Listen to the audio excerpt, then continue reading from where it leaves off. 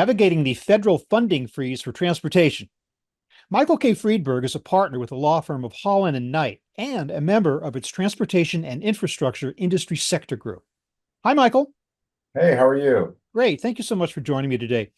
Where are we right now with regard to funding programs in support of rail, highway, and maritime initiatives, federal funding? Well, we're in a kind of a midway point or an inflection point of these programs. As you probably know, the IIJA had record funding levels for those three modes, and a lot of the funding is obligated, which means that there are contracts signed between the grantee and the federal government. Mhm. But a lot is in the pipeline. It still remains to be seen of what is going to happen and how fast that those fundings are implemented or funded. So a lot of activity in the last 3 weeks. Yeah. Uh, January has been a long year for Already. infrastructure. Is there any chance that the projects for which funds actually have been committed, that those funds could be pulled back, or is it no turning back at this point for those? Uh, I don't want to rule out anything because I know Doge is looking for all things possible and looking at the contracts itself, looking at the programs. But historically, once a contract is signed between the federal government and the entity, they're funded. Now, Yeah. the speed of that and the review of that is what we're in DC are working on, is making sure all the I's are dotted and the T's are crossed on those agreements Mhm. because the president has a right to review these programs on making sure they're in line with his priorities, and that's what they're doing now. So I imagine a lot of this is the outgrowth of the big infrastructure laws that were passed during the Biden administration. Where is the money actually being spent right now in transportation? Is it all modes? Is it in a particular mode, in one place more than another? It's all modes. Hmm. Rail in Northeast Corridor, for example, got $24 billion of federal funds, and then they have matching funds from the state. So, a lot of money there. They have $30 billion for across the country. There's Chrissy grants for short lines and freight rail for small for short lines or small kind of non-class one railroads. Hmm. Aviation got a lot of money in airport and air runway improvements, infrastructure around the airports for cargo facilities for such stuff like that. And then ports, the Clean Ports program got money as well. And then highways, highways is usually run through the states, but there was an influx for the Highway Trust Fund dollars on that. Wow. So there is infrastructure abound right now. The hard part Yeah. is keeping people, you know, having the construction folks there and having that pipeline, because now with new administration, there is a pause in kind of reviewing that stuff. Should, therefore, the sponsors of these programs be bracing for severe cuts? What should they be doing in this time of extreme uncertainty? Talking to their sponsors of these programs that got the grants. So if they're Mhm. discretionary grants, which were chosen awards given by the Biden administration or the Trump administration, those are usually done in a process where you get letters of support from state and local and federal stakeholders. I would be basically doing the exact same thing that you did to get these grants, is to keep those grants, keep those Mm. funding. And again, not to, I don't think they're going to be eliminated, but to get them back in time, you need priority. Get them back in the queue, if you will.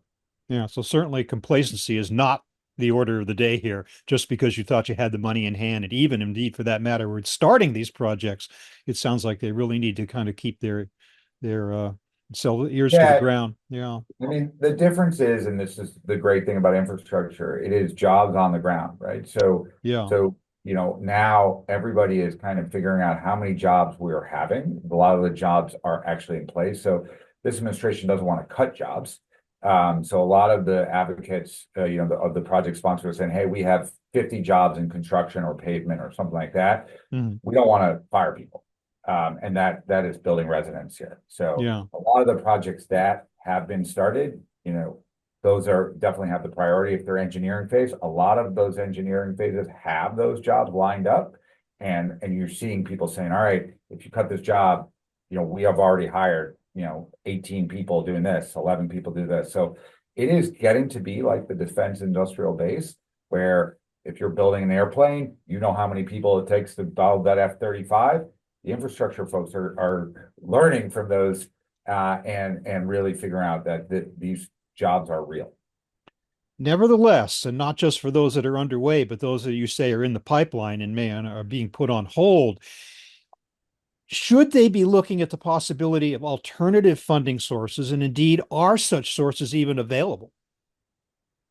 I mean, this administration is really focusing on this term called P3, or public-private partnership. So, if you could do more of a match, there is always that will always go to the top of a line of public or private or state or as some alternative financing. However, most of these projects have been kind of scoped out. Now, there is 2 years of infrastructure funding that has not been funded or haven't been awarded. Those, the president has the prerogative of trying to get more skin in the game, and he did that in the Trump administration the first time, where more of a match, usually by law it says 20% match. The first administration, people were offering 50% matches to get to the top of the line on that. So again, Wow. more skin in the game does help with I would say both administrations, but this administration specifically. Are there issues in complying with federal funding agreements to the extent that you want to minimize the risk of cancellations or delays in projects? What should we be worried about there? I would follow the new grant guidelines. So, the president has the capability of, especially some of the grant requirements in the Biden administration were not governed by law. And so the president, if it wasn't governed by law, has the ability to change those grant requirements. So you're going to have to comply with different requirements given the different administration if it wasn't in law. So you really want to check the regs and check what is statutorily and then what is by reg or by executive order. What about the possibility of waivers or exemptions from these funding cuts? Can that be pursued to any extent? Is that a possibility? Yeah, I think you're going to see a lot of advocates, from certain industries saying, hey, this is in certain political better, especially with supply chain management and what we're seeing with how the global trade is going. You're going to see some industries saying that. Now, right now, it's pretty blanket. But you're going to see a lot of advocates going, hey, exempt my industry. We're important for certain rural or urban or certain interest groups. Yeah, you do see people lining up right now. The infrastructure bill is not the prime pay for any of this reconciliation or tax bills. But for the next future appropriations bills, this is where you're seeing industry line up and saying, hey, don't use us as an offset to fund other programs.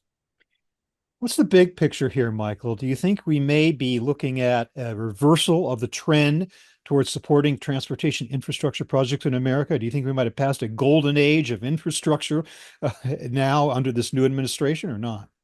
No, I don't think so. I think there will be less, we might have policies in place that are different, given the different administration, but, growing up in infrastructure and or transportation infrastructure, there's not Republican or Democratic bridges.